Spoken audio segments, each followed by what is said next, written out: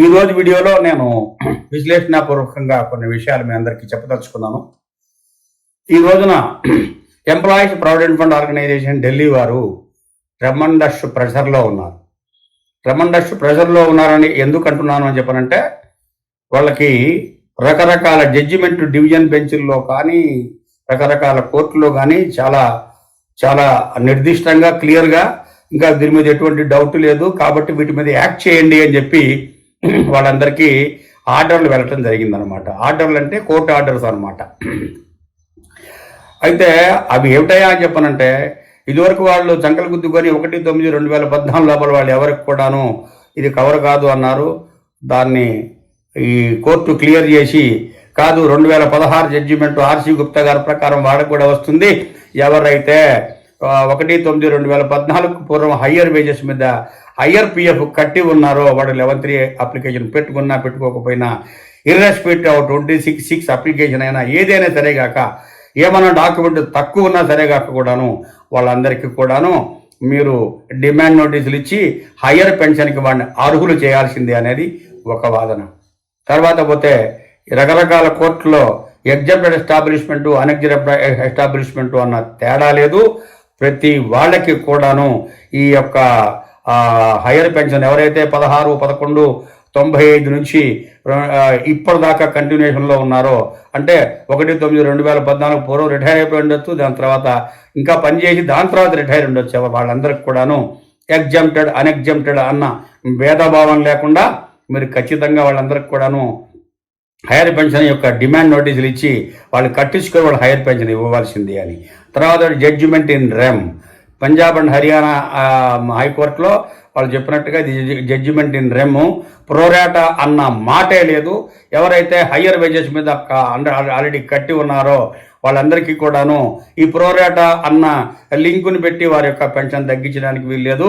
వాళ్ళ pension revise చేసి calculate చేసి వాళ్ళకి ఇవ్వవలసింది అని చెప్పేసి అది ఒక కేసు ఈ మన ఈపీఎఫ్ఓ వారి ముందున్నది. ఆ తర్వాత పోతే ఒక 40,000 మంది డిఫరెంట్ ఆర్గనైజేషన్ నుంచి ఎవరైతే ఆల్రెడీ హయ్యర్ పెన్షన్ పొంది ఉన్నారో వాళ్ళందరూ కూడాను మా అందరికీ తిరిగి మీరు ఈ ప్రోరాటా క్యాలిక్యులేషన్ తీసేసి 60 నెలల హయ్యర్ వేజెస్ మీద ఆ వేతనం మీద మీరు ఈ యొక్క పెన్షన్ క్యాలిక్యులేట్ చేసి మా పెన్షన్ యొక్క ఏరియాస్ ఏవైతే ఉన్నాయో అవన్నీ కూడాను సకాలంలో చెల్లించకపోతే ఈ కోర్టు చెప్పినట్టుగా దానికి కోర్టు వారు ఏ విధమైన ఇంట్రెస్ట్ నిర్ణయించారో ఆ ఇంట్రెస్ట్ కూడా మాకు ఇస్తూ మా కేసుల్ని పరిష్కరించాలని ఇన్ని రకాలుగా ఉన్నాయి. అయితే ఇప్పుడు కృష్ణమూర్తి గారు చెప్పినట్టుగా మా దగ్గర ఫండ్ లేదు, ఫండ్ ఇస్తే కనుక ఈ డిపార్ట్మెంట్ తట్టుకోలేదు అన్న వాదన వారు ఒక సీఈఓగా చెప్పచ్చు, కానీ అది డిఫరెంట్ కోర్టుల ముందు చెల్లలేదు అన్న సంగతి కూడా వారికి తెలిసే ఉండాలి. కానీ వారి మనసులో ఉన్న మాట వారు మాట్లాడి ఉండొచ్చు అని చెప్పి నేను అభిప్రాయపడుతున్నాను. అయితే ఈ పరిస్థితుల్లో ఇది జాతీయ సంక్షోభం అనే విషయమే కాదు.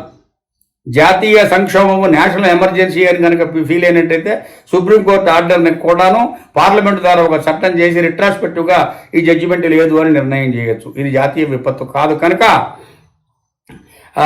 అటువంటి అవకాశం లేదని నేను అంటున్నాను. ఎందుకంటున్నానని చెప్పనంటే, సుప్రీంకోర్టు వారు ఇచ్చిన ఆర్డర్ని కూడాను పార్లమెంటులో ఏమన్నా లీగాలిటీ లోపం ఉన్నా కానీ లేకపోతే అది దానివల్ల ఏదన్నా అత్యంత ప్రమాదకరం కానీ లేకపోతే ఇంకోటి అని అనుకున్నట్లయితే పార్లమెంట్లో ఒక చట్టం చేసి దాన్ని రిట్రాస్పెక్టివ్గా దాని లీగల్ ఎఫెక్ట్ లేకుండా చేసే అవకాశం ఉంది.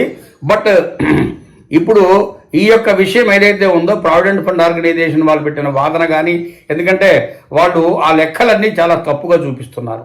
ఈ లెక్కలన్నీ కూడా పర్ఫెక్ట్గా చూసినట్టయితే లక్షల కోట్ల రూపాయలు ఈపీఎఫ్ఓ వారి దగ్గర ఉన్నది, ఇంకా వస్తూనే ఉంది, ఎవ్రీ మంత్ జమ అవుతూనే ఉంది. ఆ తర్వాత పోతే నేను ఇంకొక భావన ఏం మాట్లాడుతున్నానని చెప్పానంటే, మొన్న వచ్చిన ఈపీఎస్ 26 స్కీము కూడాను ఈ యొక్క సోషల్ సెక్యూరిటీ నిబంధనలకు కానీ సోషల్ సెక్యూరిటీ వాల్యూస్కి కానీ భవిష్య నిధి వాల్యూస్కి కానీ విరుద్ధంగా ఉంది. కాబట్టి ఆ యొక్క స్కీమును కూడా నల్ అండ్ వైడ్గా చేసే అవకాశం ఉందన్నట్టుగా నేను మాట్లాడుతున్నాను. ఎందుకంటే అదే ఒకటే స్కీములో ఉన్న వారికి ఒక న్యాయము, ఇంకో స్కీములో ఉన్న వారికి ఇంకో న్యాయం అనేది మన యొక్క భారతదేశ రాజ్యాంగ చట్టం ప్రకారం లేదు. కాబట్టి సమన్యాయం అనేది ఈ ఈపీఎఫ్ఓ మెంబర్స్ అందరికీ జరగాలి కనుక దానిలో ఎటువంటి చట్టవిరుద్ధమైన మార్పులు చేసినా లేకపోతే అది అన్యాక్రాంతంగా అన్యాయం చేసే విధంగా ఉన్నట్టుగా ఏకపక్షంగా డిపార్ట్మెంట్ వారికే లబ్ధి ఉన్నట్టుగా కనుక అందులో ఏదైనా సూచించబడి ఉన్నట్టయితే అది ఖచ్చితంగా ఇట్ బికమ్స్ వాయిడ్ అబ్ ఇనిషియో అని చెప్పేసి నేను అనుకుంటున్నాను.